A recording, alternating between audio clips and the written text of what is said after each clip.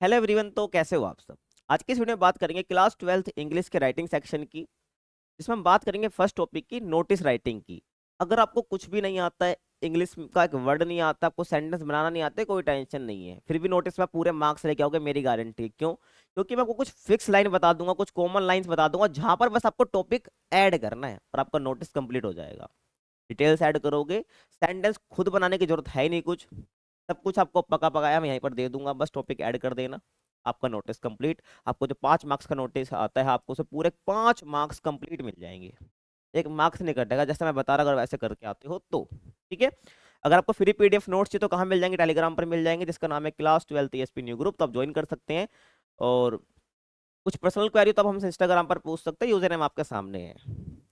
तो बात करते हैं सबसे पहले नोटिस के फॉर्मेट की, क्योंकि नोटिस लिखना है, फॉर्मेट नहीं पता तो भाई लिखोगे कैसे? सीधी सी बात है। तो सबसे पहले हम फॉर्मेट की बात करते हैं। देखो, जब फॉर्मेट की बात करते हैं तो सबसे पहले जो आपको लिखना होता है वो इंस्टीट्यूशन का नेम लिखना होता है, कि भाई नोटिस को जारी कौन कर रहा है, नोटिस को पब्लिश कौन कर रहा है नोटिस बोर्ड पर। ठीक है, तो उस इंस्टीट्यूशन का नेम लिख देना है और वो एड्रेस लिख देना उसके बगल में। ठीक है।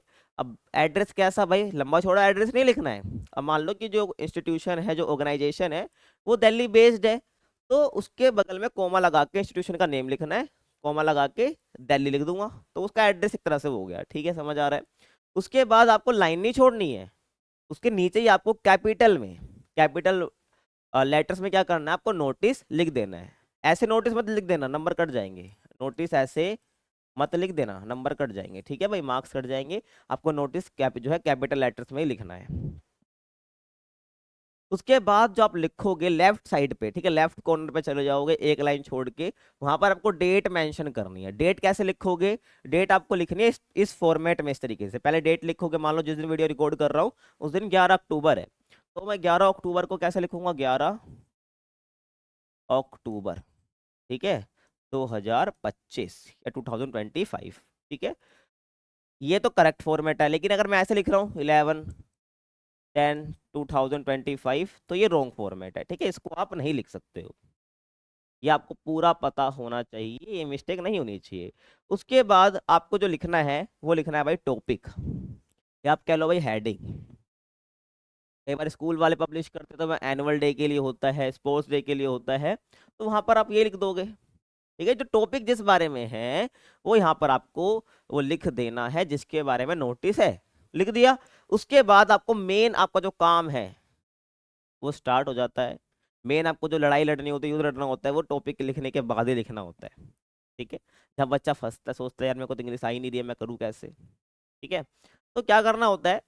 उसके बाद आपको बॉडी ऑफ द नोटिस लिखना है, 50 वर्ड्स में लिखना होता है। बॉडी में भाई क्या क्या आएगा, हमेशा ध्यान रखना, जो भी आप लिखोगे वो हमेशा थर्ड पर्सन में होना चाहिए। आप फर्स्ट पर्सन में नहीं लिख सकते हो। क्या होता है भाई थर्ड पर्सन? मैं फर्स्ट पर्सन, तुम सेकंड पर्सन, जितने बाकी बच गए वो सारे third person.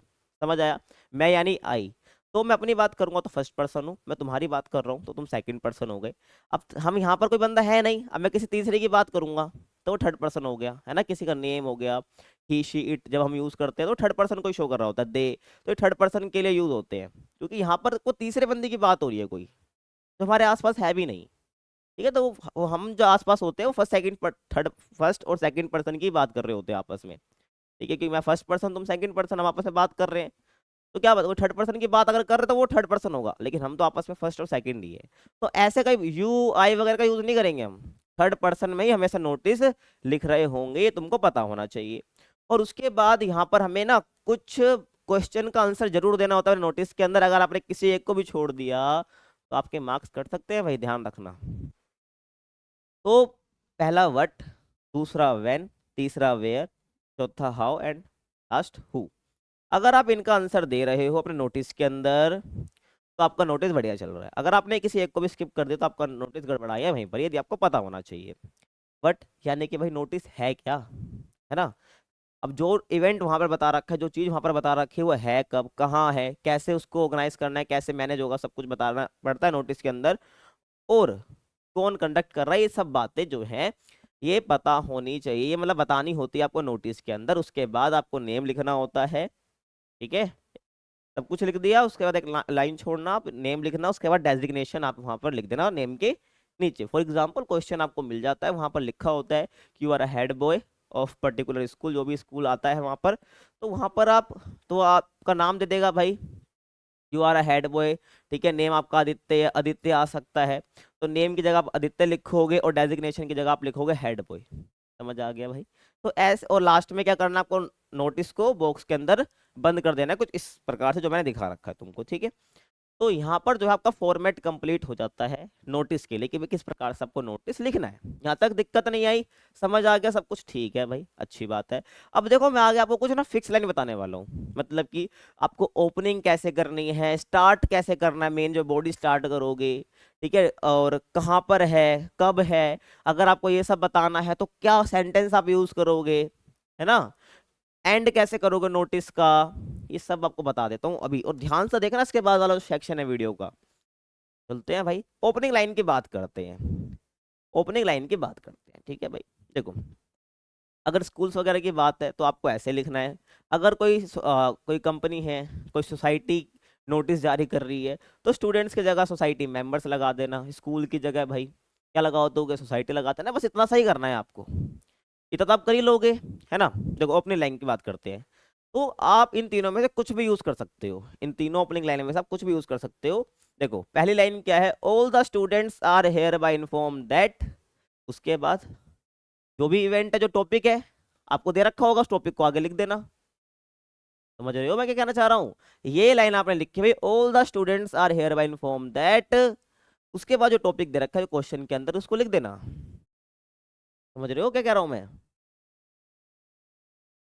This is to inform all the students that, ठीक है, कि भाई जो भी यहाँ पर इन्फॉर्म करा जाता है सभी स्टूडेंट्स को, क्या जो टॉपिक है।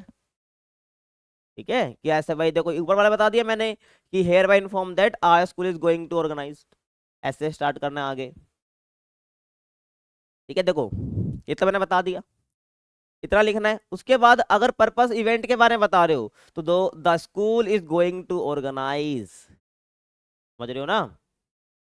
या ये भी लिख सकते हो, an inter school competition will be held, अगर कोई कॉम्पिटिशन के बारे में बता रहे हो। A meeting, a workshop, a seminar being organised too. तो ये कुछ कॉमन लाइंस है, आप यूज कर सकते हो अपने इवेंट के बारे में बताने के लिए, जो भी टॉपिक आपका दे रखा है, स्टार्ट कैसे करना है। ठीक है, ये ध्यान आपको रख देना है। ये समझ आ गया? उसके बाद वेन्यू बताना होता है भाई कि कहाँ पर है, कब है ना। तो उसके लिए आप कौन सा सेंटेंस यूज करोगे, it will be held on. अब ये तो कॉमन है आपका। उसके बाद ऑन के बाद डेट आपको लिख देनी है, एट लगा देना है, एट के बाद टाइम लिख देना है, फिर इन लिखना है, उसके बाद वेन्यू आपको लिख देना है। ठीक है, डेट मान लो कि it will be held on 12 October. ठीक है, 12 अक्टूबर लिख दिया at 11 AM in school auditorium. समझ रहे हो ना, तो मैंने कुछ नहीं करा, डेट की जगह पे डेट लिख दी, टाइम की जगह पे टाइम लिख दिया अपनी तरफ से, और वेन्यू की जगह पे वेन्यू लिख दिया। अब कुछ मान लो कंपटीशन है या कुछ भी कल्चरल फेस्ट है, तो वहां पर बच्चे पार्टिसिपेट भी करेंगे, तो अब वो डिटेल्स ही बता सकते हो। ठीक है, कैसे बताओगे, एंड में आता है ये सब, interested students may give their names to. अब आगे आप लिख सकते हो ना। ठीक है, और आगे आप ऐसे लिखते हो, देखो कि द अंडर साइंड बाय, ठीक है, कि the interested students may give their names to the undersigned by. अब वहां पे डेट मेंशन कर सकते हैं भाई, जो इंटरेस्टेड स्टूडेंट्स है वो इस डेट तक अपना जो है क्या दे दें, अपना नाम दे दें। स्कूल्स के अंदर जो जिसको ये ड्यूटी मिल रखी है, ध्यान रखना है, उसको अपना नाम दे दो। और entries will be accepted till, या आप इसके इतना बड़ा सेंटेंस यूज नहीं करना चाहते तो आप ये लिख सकते हो कि entries will be accepted till करके, और डेट वहां मेंशन कर सकते हो। तो समझ रहे हो? तो यहाँ पर क्या हो जाएगा, ये आपके सही लाइन मैंने बता दिया, कोई डाउट आपको नहीं रहना चाहिए, एक बार फिर से मैं आपको बता देता हूँ। तो जब ओपनिंग आप करोगे तो स्टार्ट ऐसे कर सकते हो कि all the students are hereby inform that. अब जो भी आपका इवेंट है, जो भी टॉपिक है, उसको लिख दो। ठीक है, समझ रहे हो? और हैव इन्फॉर्म दैट कि our school is going to organise, ये भी आप लिख सकते हो कि our school is going to, ऐसे करके पूरा स्टार्ट आप कर सकते हो। ठीक है, या दैट लिखने के बाद लिख सकते हो भाई कि जो स्कूल है ये ऑर्गेनाइज करने जा रहा है, कि भाई एन इंटर स्कूल या इंट्रा स्कूल कंपटीशन, ऐसे करके आप पूरा स्टार्ट कर सकते हो। वेन्यू आप बता सकते हो, पार्टिसिपेशन डिटेल्स आपको एंड में लिखनी होती है। ठीक है, लास्ट वाली लाइन होती है ये सब आपको लिख सकते हो, लास्ट में आपको नेम लिख देना है और लास्ट और डेजिग्नेशन लिख देना है। ठीक है, और ये भी एक और चीज ध्यान रखना, मान लो कि अगर आपको सेंटेंस बनाने से बचना है तो आप कुछ मत करो भाई, डायरेक्ट आप ऐसे वेन्यू लिखा, ऐसे वेन्यू लिखकर, ठीक है, वेन्यू लिख देना, और उसके आगे आप दिखा सकते हो स्कूल ऑडिटोरियम ऐसे करके, और आगे आप ऐसे लिख सकते हो। ठीक है, ऐसे टाइम लिख के। मेरे कहने का मतलब है कई बार बच्चे सेंटेंस बनाते हैं कुछ ऐसे भी आप देख सकते हो कि वेन्यू लिख देंगे, उसके डायरेक्ट आगे लिख देंगे भाई जहां पर वो पर्टिकुलर इवेंट हो रहा है, और टाइम आगे दिखा देंगे, क्या, और डेट भी ऐसे लिख देंगे। मतलब कि बच्चे वास्तव में गलती वगैरह ना हो हमारी, तो वो डायरेक्ट बिना सेंटेंस बनाए वो ऐसे भी शो कर देते हैं उसी नोटिस के अंदर, इवेंट बता देंगे। ठीक है, ये सब बता दिया, उसके बाद यहाँ पर ऐसे वेन्यू लिख के फिर आगे पूरा बता देंगे ऐसे, फिर डेट टाइम लिख देते हैं। तो ऐसे आपको ध्यान रखना है, ये आपका क्या हो जाता है, नोटिस का फॉर्मेट हो जाता है, ये कुछ लाइंस हो जाते हैं जो आपको पता होनी चाहिए कैसे नोटिस को लिखना है। तो यहाँ पर जो आपका नोटिस राइटिंग फिनिश हो जाता है, आई होप आपको समझ आया होगा। या कुछ डाउट हो तो आप कमेंट कर देना, वहाँ क्लियर हो जाएगा। बाकी वीडियो पसंद आई तो वीडियो को आप लाइक फिर सब्सक्राइब आप कर सकते हैं। ठीक है, मिलते हैं आपसे अगली वीडियो में, तब तक के लिए थैंक्स फॉर वॉचिंग।